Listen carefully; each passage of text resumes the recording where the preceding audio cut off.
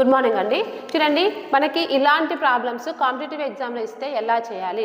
యాక్చువల్గా మనకి A plus B whole cube formula తెలుసు కదా. So A plus B whole cube formula ఏంటంటే A cube plus B cube plus C cube plus 3 into ABC రావాలి. So ఇక్కడ మనకి A cube ఇచ్చాడు, బి క్యూబ్ ఇచ్చాడు, సి క్యూబ్ ఇచ్చాడు. అంటే ఇక్కడ మనం చేయాల్సిందల్లా ఏంటి అని అంటే 3abc.